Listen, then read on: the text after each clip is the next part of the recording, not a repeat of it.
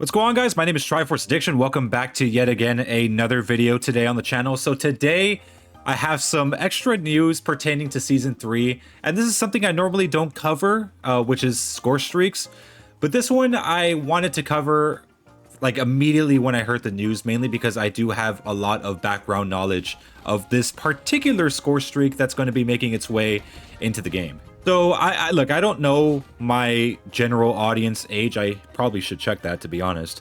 But I don't really know how old you guys are, but maybe some of you guys are not old enough to remember this. But in Black Ops 3, which is a game back in 2015, that's why I said what I said, there were a lot of very memorable streaks. I mean, some of them came back, like the stealth chopper from Black Ops 2 made its way back into that game, but there was a streak that kind of struck fear into the hearts of every person because it was a very inescapable type of streak. So the score streak that I'm talking about today is, of course, the r.a.p.s. So this was a higher tier score streak that required a lot of points to unlock.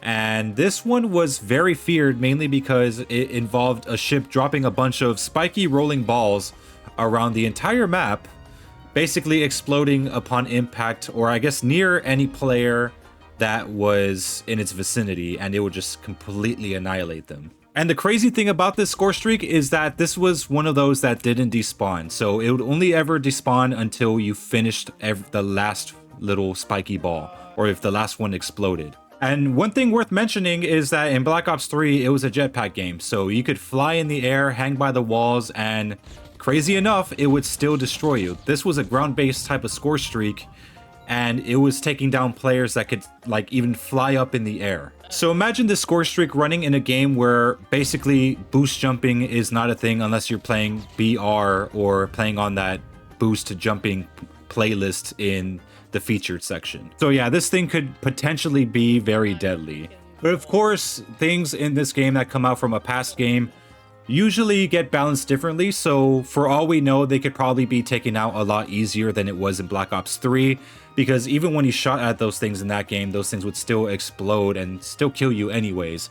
No blast shield or no flak jacket was going to save you from that. So for all we know, we could probably use launchers or some sort of EMP grenade to shut down a few of them, but not all of them. So for all we know, they might just make it so that we could just shoot it a few times, or maybe hit it with a launcher or with an EMP grenade, and it might shut down a few of them.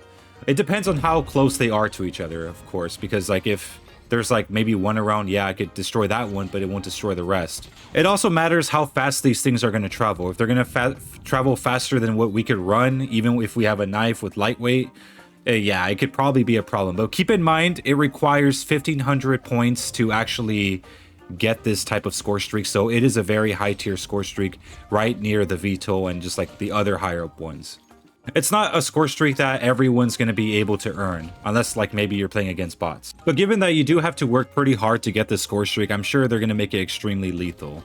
But we just don't know how much right now. Hopefully when the Garena and global test server do come out, hopefully we could have the chance to test it out for ourselves. But chances are, at least for the moment, we're probably going to get the test server by the end of the week. But yeah, that's the score streak that's coming out for next season. I actually can't wait to use it because I do have some fond memories using it and being hit with it.